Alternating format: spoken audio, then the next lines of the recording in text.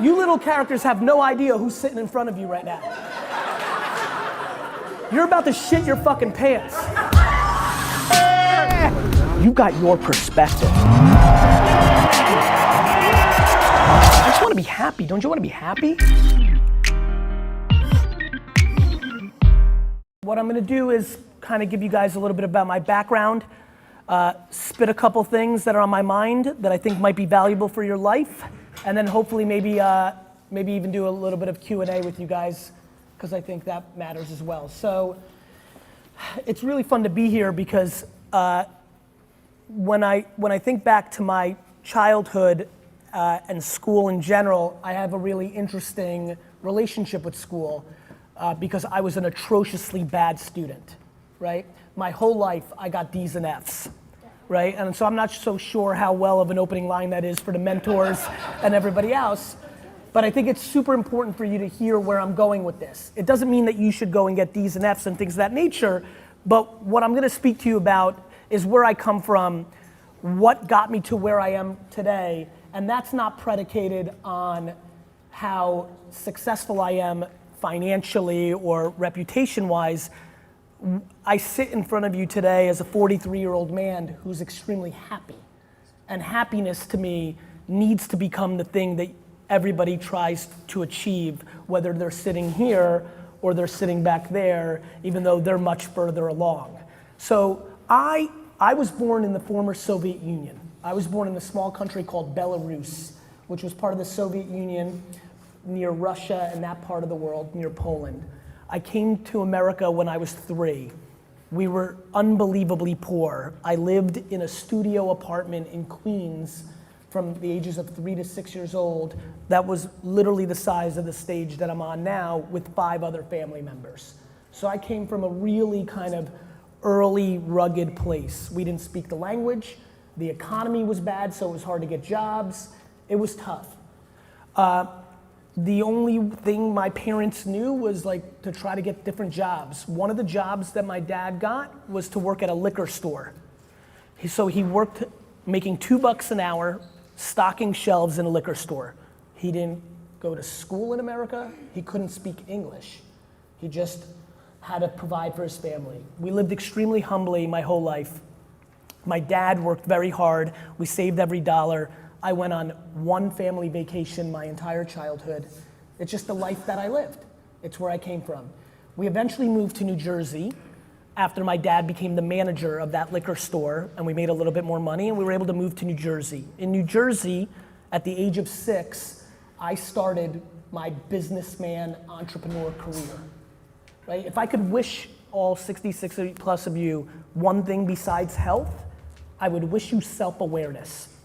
Self-awareness is an understanding of who you actually are versus who you wish to be, who your parents wish to be, who even your mentors wish you to be. It's you understanding who you actually are. At a very young age, I knew who I was. I was a kid that loved to make money. I was a kid who, instead of going outside and playing, wanted to sell lemonade, wanted to shovel people's snow, wanted to rake leaves, wanted to wash people's cars. I wanted to do stuff to get money. That's just who I was. And it wasn't even about the money. I didn't want to buy stuff. It's not like I wanted to buy Nintendo or a football. I just loved the game of trying to build a business. The same way you might love playing a video game or playing a sport or reading, or I don't know what you love, but what I loved was having a business. Now, right now in America, like being an entrepreneur, having a business is cool. When I was growing up and I was your age, it was not. The only way out of my tough situation was to go to a great college that would help me get a job. That's what I grew up with. That's what they grew up with. There was one path in America that everybody was talking about, which is get a great education your way out. Now, that worked for a lot of people. And by the way, it's gonna work for plenty of you as well. I'm sure many of you in this room wildly understand that you are quite fortunate to be within this ecosystem, and it's going to give you opportunity. The problem is, and I'm not sure if this is on the agenda, I hope I'm not breaking anything here, Ted. The problem is, how old are you guys? Great. Amazing. So at 11 and 12, I already knew who I was. At 11 and 12, I was already going to malls and hotels and selling baseball cards at shows. When I was 11 and 12, I was making $1,000 a weekend selling baseball cards.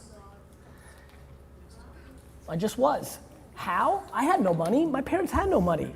What did I do? When it snowed, I went to people's houses, rang their doorbell, and asked them to give me $1 to $5 to shovel their yard, and they said yes, and then I worked for 30 minutes, shoveled somebody's yard, got $5. Or in the summer, I got lemonade, I set up, I did a lemonade stand, like I did things. I didn't have the internet. There was no internet for me. How many of you have a smartphone? You guys have Instagram. You guys have Twitter. You have the internet. Thank you. Like, I didn't have that. What I had was my neighborhood in New Jersey, and I could hustle and make money, and I saved. And in the same way for you guys now, people care about things like Yeezys and Supremes and stuff of that nature. When I was in your age, that was baseball cards. Everybody in my class wanted cards. They wanted sports cards. They wanted Greek Freak rookie cards. They wanted Steph Curry rookie cards. They wanted that, right? So I took the money that I made from shoveling snow and lemonade, and I started buying cards, and I'd buy somebody's card for $2, and I'd sell somebody in class for $4, and I worked slowly and surely and every day. And by the time, it's crazy to look at you, because you guys look young as hell to me right now. To look at your faces and realize I was already doing baseball card shows for real and making that kind of money. What's crazy is you have a much bigger advantage over me. You do actually have Instagram. You do actually have Twitch. You do actually have YouTube. You have that. I didn't. And so I sit and look at you. I laugh when people think like that you're so blessed to sneak into this little group and that educate. That's great and that's right. And a lot of the human principles and friendship and stuff of that nature. Ted's right. I promise you something right now, and this is going off the script again. You actually having a friendship with the kid to the left and right of you is gonna matter a hell of a lot more when you're older than the reading level you're at, or if you learn calculus eventually. That's just life. That's how I see life. Now, that's for me, because I was self-aware, because I wasn't a good student, and because that's what I was. Some of you may be geniuses in science. You may fall in love with reading because you never did it before. That's you. You need to be you. But let me tell you this, the hardest thing at this age is to be you and not let other people's voices into your head to factor into who you should be. The hardest thing right now is to not do what you love because it's not cool or nobody else likes it or grows with it. That's the hardest thing. It's hard at this age to love kites or to love surfing or to love reading when it's not cool. It's easy to love Supremes and LeBron. Everybody loves Supremes and LeBron. I don't like LeBron that much either. But let me say this, and let me say it very clear to all of you. You are living in the greatest era to be alive of any human being ever, because you have the power of the world in your pocket. And you don't know that because you've never known no different. You don't know a world without an internet. The fact that you can start an Instagram account tomorrow, about any subject, about anything, and a year from now, people are willing to pay you $500 to post a picture on that account, blows my mind. And if that's in you and you love that, you need to take that very, very seriously. It just is. People are you're gonna hear messages from where you live and in this class, and they're gonna come in both different places about how fortunate you are to hear and how tough you have it there. And the reality is, honestly, in my heart, I just genuinely don't think those things matter as much as everybody else in this room does. I think what matters the most is that you have the internet. And regardless of where you're from or how it's supposed to play out, every teacher in my life told me I was gonna be a loser. Straight up. It's just the truth. And by the way, I'm not mad at them. It was the 80s. We didn't have to be that politically correct back then. And when you get bad grades, that's what your teacher thinks. But inside myself, I always knew that wasn't true. I knew what I liked. The reason I had a very happy school career is peer pressure never penetrated my dome. I always knew who I was gonna be. I didn't care what was cool or not cool at the time. I just knew that I was gonna do my thing because I loved it. I didn't care that selling baseball cards went from cool in 6th grade to not cool in 10th grade. I kept doing it because I loved it. And I'm gonna give you another really good piece of advice. All those voices that tell you no, can't, not as good, whether that's your aunt, your neighbor, your older sibling, or even your parents, they're wrong. Life's about yes. It's just the truth. It's just unbelievable, my man. It's just unbelievable how much opportunity you guys are gonna have the rest of your life. It's just unbelievable. It makes no sense.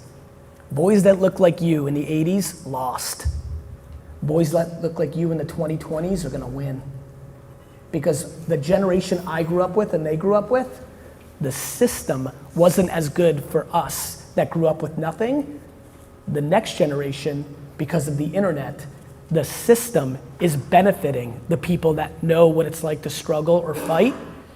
It's hurting the people that are entitled and are soft and have it easy. You guys have a blessing in your circumstance, and I don't think people are telling you the truth about how big the blessing is and how big the opportunity is. That's my truth. That's what I think is happening. I think that you need to start communicating to the world about the things you're interested in. The reason most of you haven't started an Instagram account or put out more content is because you're worried about what other people think, or if you don't get enough likes, or all that other crap that everybody worries about. It's called insecurity. You actually worry about what the other person sitting next to you thinks. I understand it, I respect it. 99% of people live life that way. But the reality is, the quicker you figure out how not to factor that in, is the quicker you're gonna get real happy real fast.